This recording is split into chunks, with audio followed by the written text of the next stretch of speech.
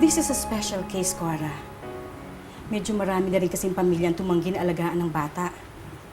Well, siguro dahil na rin sa kalagayan niya.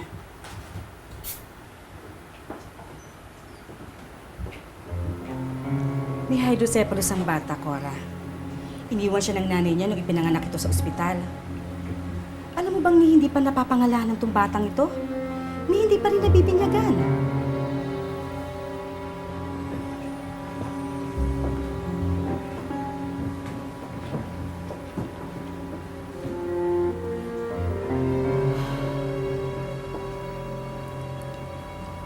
Pero hindi ako magtataka kung hindi niyo siya kukunin.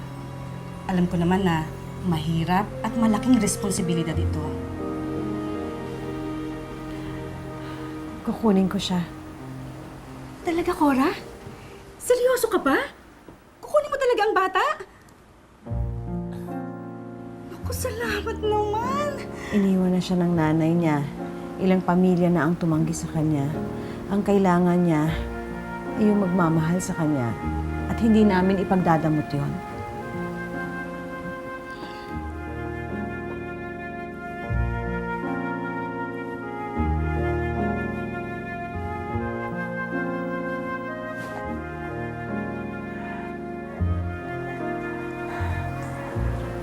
Ako, huwag ka mag-alala.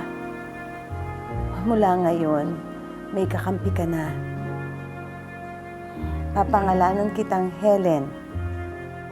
Kinupkop ni Cora at Jimmy ang batang si Helen, bagamat may sakit itong hydrocephalus. Hanggang sa...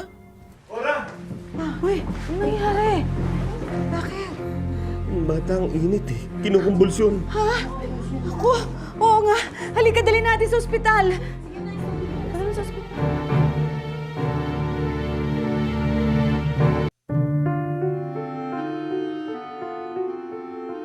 Doc, ooperahan niyo ba si Helen? Mrs., magastos ang sakit na hydrocephalus. Wala akong problema sa pera. Ang foundation po ang bahala doon. Hindi lang po pera ang dapat bigyan natin ng concern.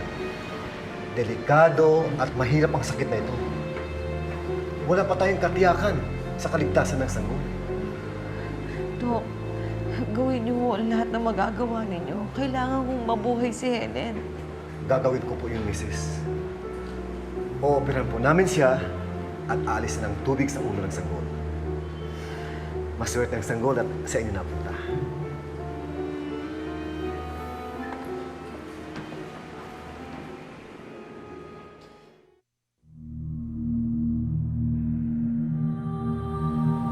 Alam kong hindi ko anak si Helen. Hindi siya naggaling sa akin. Pero, parang ko na rin po siyang anak. Kaya nagmakaawa po ako sa inyo. Pagalingin niyo po siya. Huwag niyo siya pababayaan. Napakabata pa niya. Marami pa siyang pwedeng gawin sa mundo.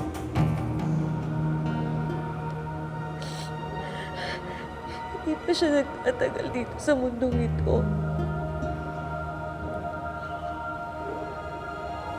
Mama Mary, sabihin mo kay Jesus, huwag siyang kunin. Huwag po. Inarin kayo. Alam niyo yung nararamdaman ko. Alam niyo.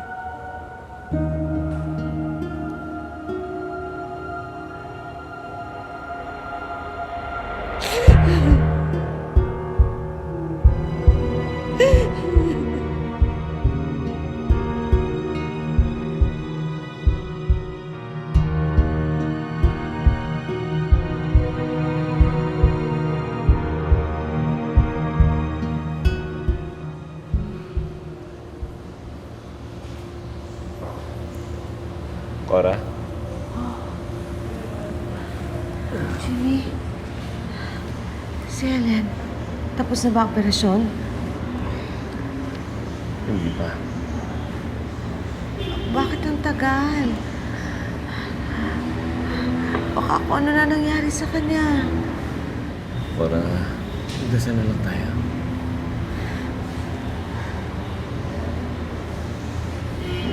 Ano yung hawak mo? Kapirasong buhok ni Helen. Kahit nandito tayo, parang kasama ko pa rin siya.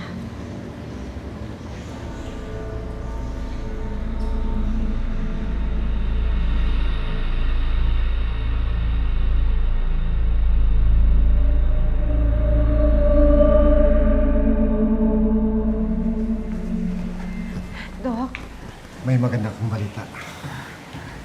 Ligtas na si Helen. Jimmy, ligtas na siya. Ligtas na si Helen. Thank you, Lord. Hindi matawaran ng labis na kagalakan ni na Jimmy at Cora nang mabalitaang naging matagumpay ang operasyon ni Helen.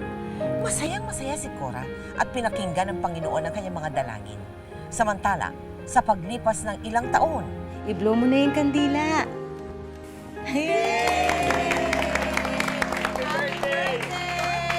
Ako, happy birthday, anak. I love you, Nanay.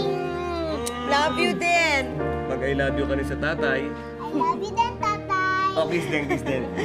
Kain na tayo. Ayan, ito, kain na kayo. Pakipasa na lang, Sandali lang. May magandang balita ako sa'yo. Ano? May mga nakaline up ka na pamilya na mag-aampon kay Helen. Hindi magtatagal, magkakaroon na siya ng sarili niyang pamilya. Cora, sa umpisa pa lang, alam naman natin na hiram lang si Helen. Babawiin din siya. Masakit pero yun ang totoo. At wala naman tayong pagpipilian eh. Bakit wala? Iba si Helen. Ako nag-alaga sa kanya nang walang gustong mag-alaga. Ako nagbantay sa ospital. Halos hindi na ako natutulog para lang masigurong ligtas siya. Alam ko, hindi ko kadugo si Helen.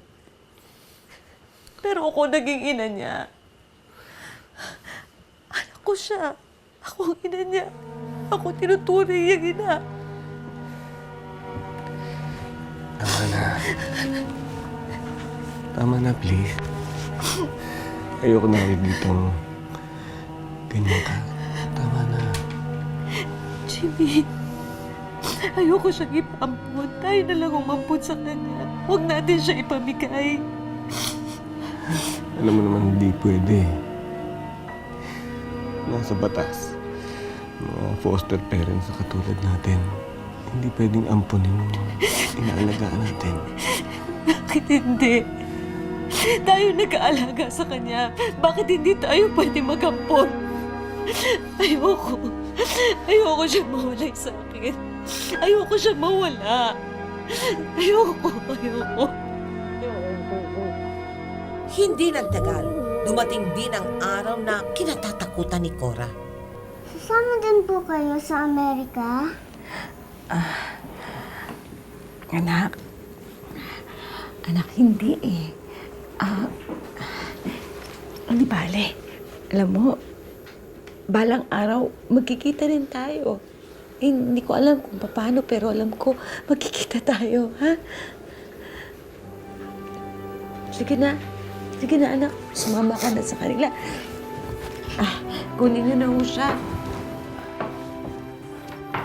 Ito yung live book niya. Nandiyan yung kwento ng buhay niya, pati na yung sa amin. Kapag nakakaintindi na siya, pwede mo rin ikwento yung tungkol sa amin. O sige, gagawin namin yun. Ang paborito niyang pagkain, hotdog. At kailangan din pag natutulog siya, meron siyang katabi. Kakantahan niyo din siya bago siya matulog. O kaya babasahan ninyo. Kailangan din maligam-gam yung tubig na ipanliligo niya. Don't worry. We'll love her and we'll take care of her. Alam ko mamahalin niyo siya. Sige na. Salamat.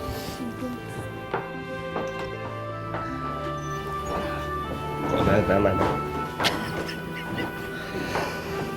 hayaan natin si Helen. Nagawa na natin yung parte natin. Hayaan natin maging maganda ang buhay niya. Maging maligaya na lang tayo. Para sa kanya. Jimmy, tama ba yung ginagawa natin? Baka tama yung sinasabi ng iba. Wala naman tayo napapala dito eh. Lagi lang tayo nasasaktan. Ayoko na. Ang sakit, ayoko na. Hindi ko na kaya.